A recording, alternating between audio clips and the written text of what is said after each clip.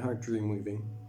My name is Matthew, and today I'm going to do a shamanic stories kind of card reading for you.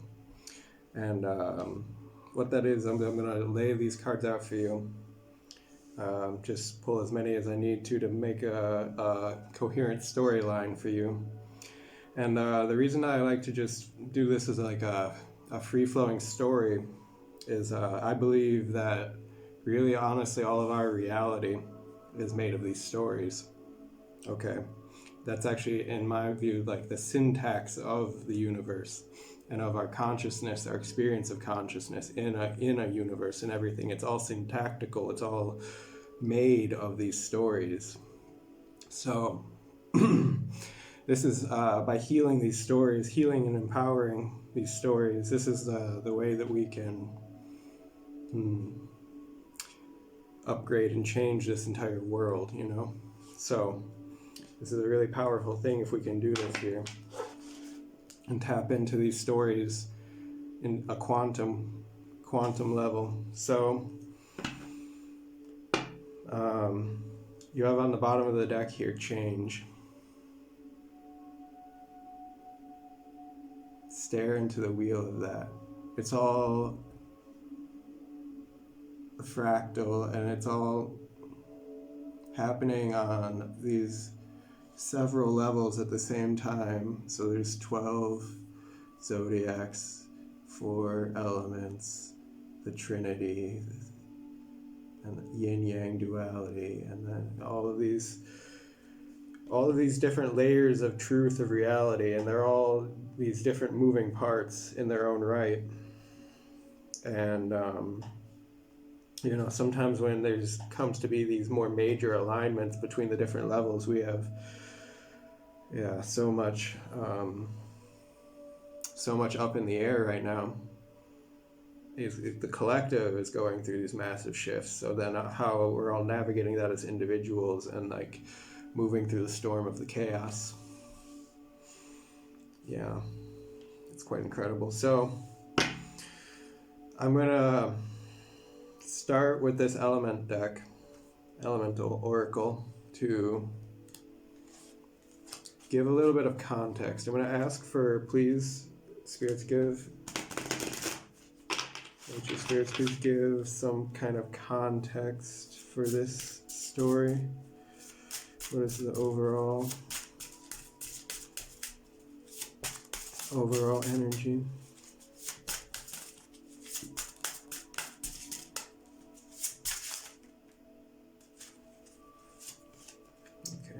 Time. Oh my God. Do you see my shirt? Time flies. Okay. Okay, Virgo. This is the timekeeper here. Look at her doing. Do you see this woman here? She's the timekeeper. She has all those keys and all those different clocks, all those different systems of measuring the... Yeah. That's... Whoa, what is that machinery going on up there? So that's like, and it looks like a brain. So, so it's like time, this wheel of time is like,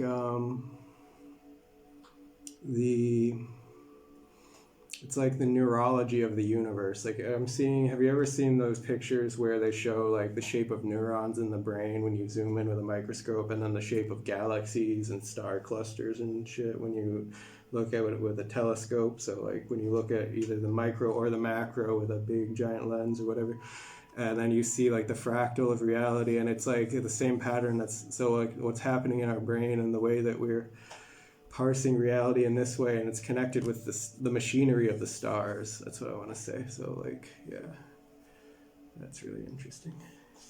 And sharing, so like sharing all of this consciousness, this wisdom. So I'm gonna put that perhaps to here. Let's put that over here. Okay. Okay, so now we're going to go into the storyline. And I'm going to leave that up a little bit fluid until maybe see what thematics emerge. But I'm just going to pull some cards and lay them out. But the one thing I will say is that it will be chronological. Because time. We're keeping time, guys. We're keeping time.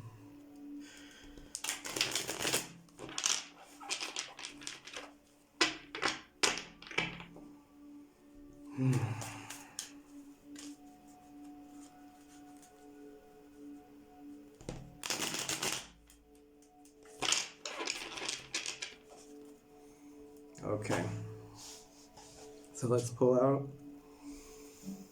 what is the most relevant storyline for the Virgo collective energy here.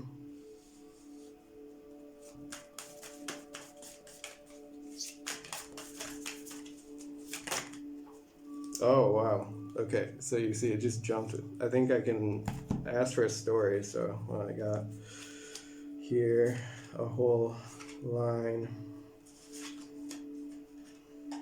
How does this fit? Everyone has to go there.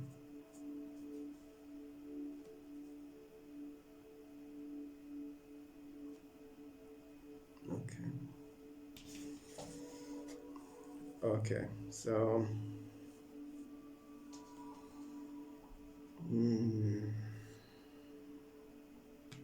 so let's start from the start. New vision and morality. What do you think about that, huh? New vision and morality. So,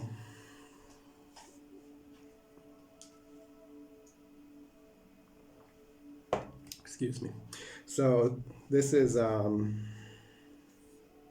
reforming the morality. You know, it's like this is what we've inherited from so many different systems and just all sorts of archaic things from our ancestors, which gave us these things of shoulds and shouldn'ts. You should do this, you shouldn't do that, blah, blah, blah.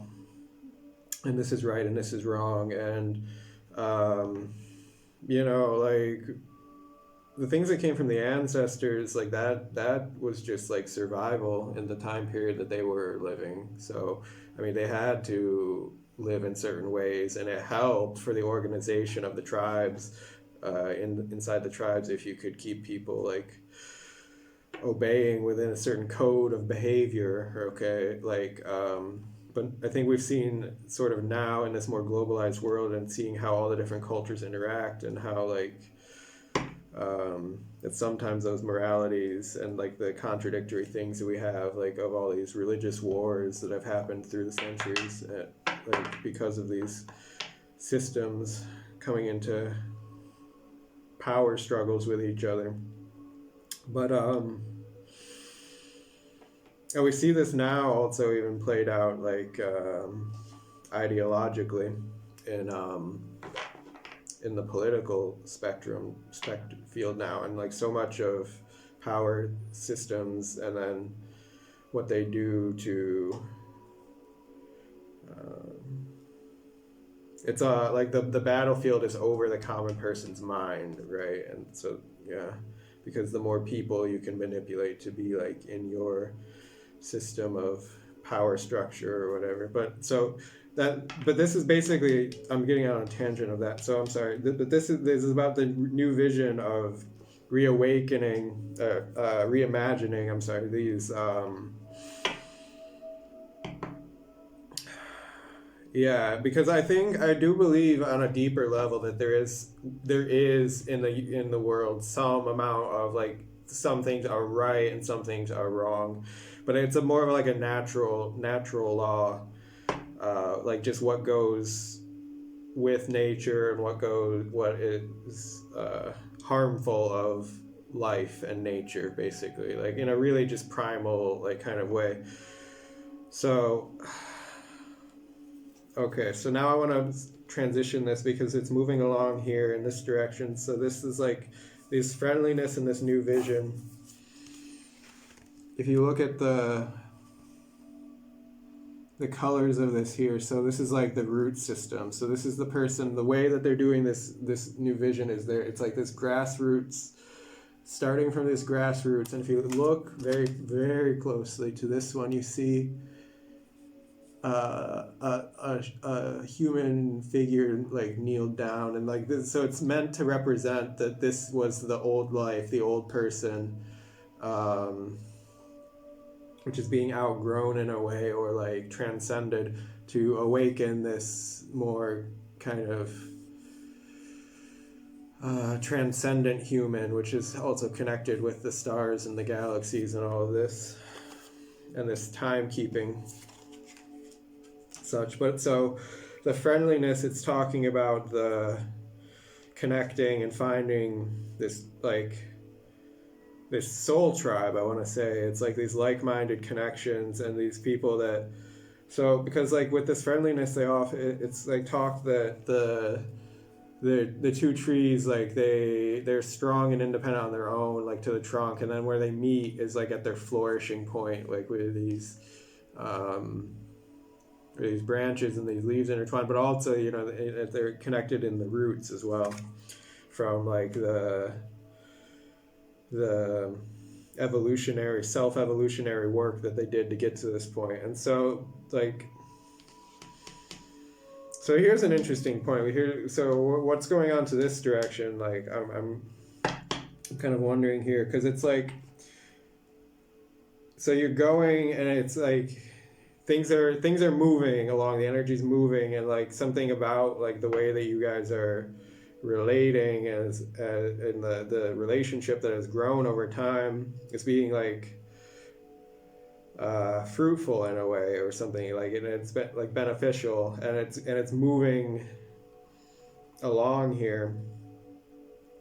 But then it hits this this patch of, this is like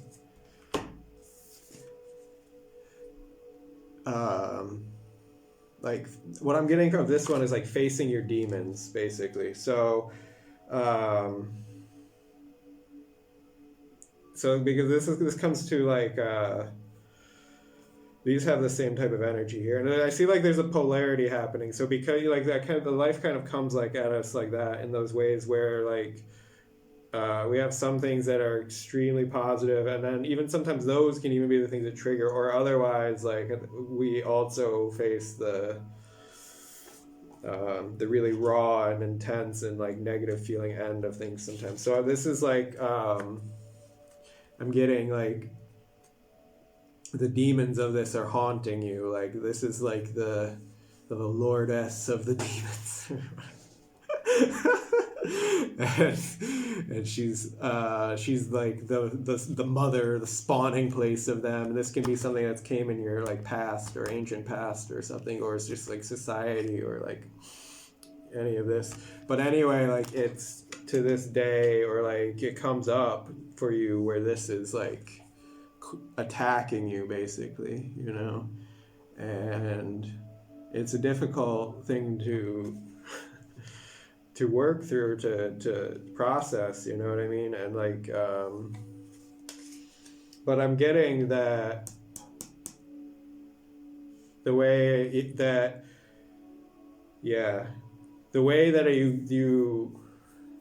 this conclusion, it looks to me like this is the point of like a spiritual awakening, or like an epiphany, or just like I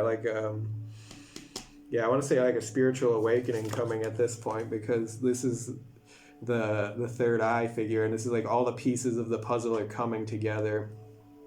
And this Buddha nature that is like the deeper self, the one that's not connected to any of the stories of drama and trauma, that emerges. And okay, so what happens next? And how does this relate to time? May I please ask, because I'm not seeing. Trust, abundance.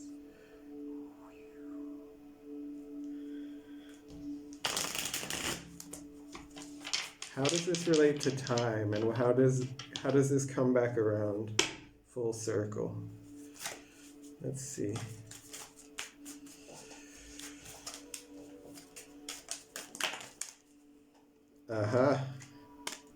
Conditioning, and one more.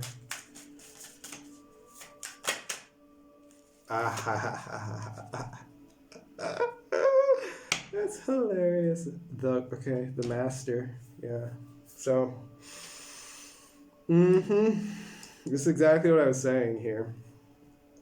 So this is like,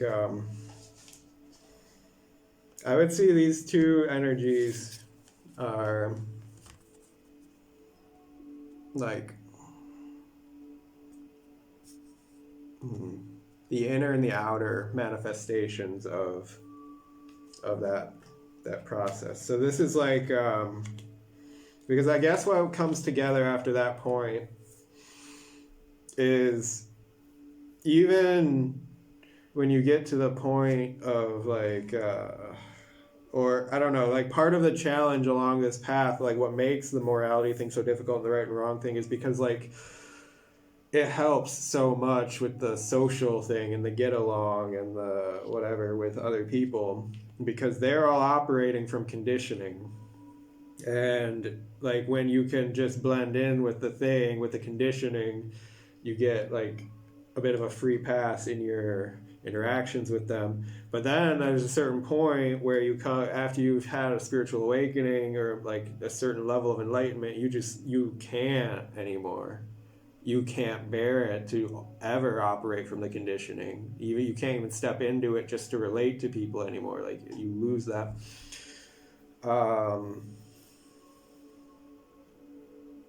And so the lion, like it needs to like fully self-express, right? And be free. And so I'm seeing, because I asked how does this process to relate to time? So, and because the end result is that you become a complete master. So like this, you really do manifest to that Buddha state. So, but like, what is the in between, and how does this relate to the time? So the time card is here, and it says discipline. So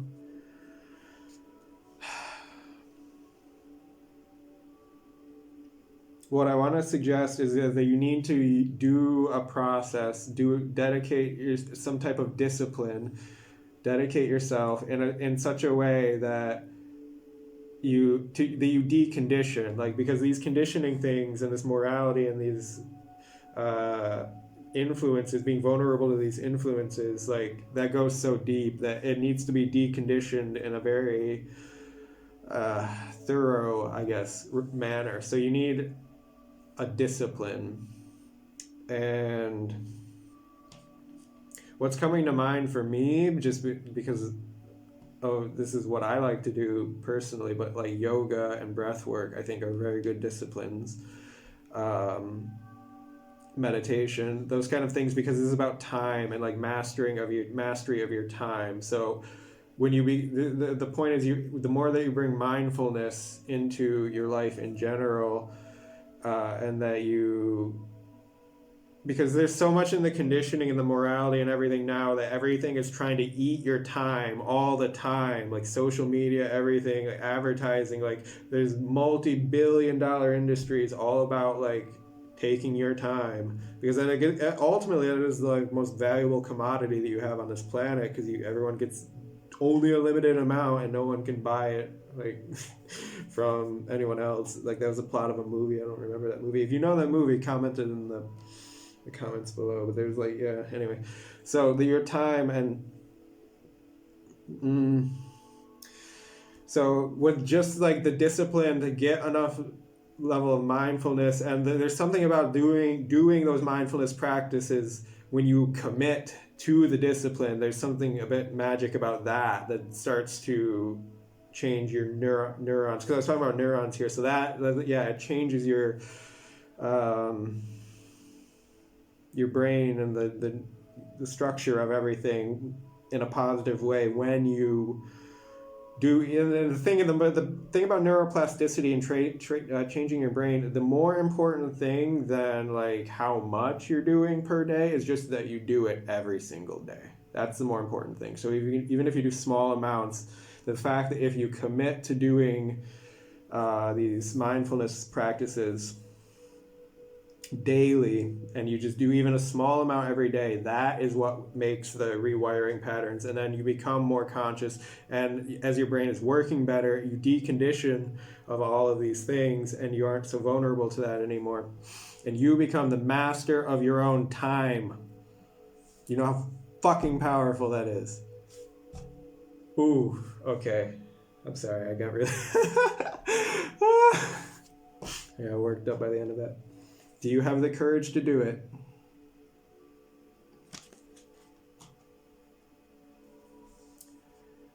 Okay. Virgo, thank you for your time. Thank you for participating with me. And if you like this video, please click the like button, comment, and tell me how does it relate with your life. I'd really like to know. Subscribe to the channel, and I will see you next time. Bye.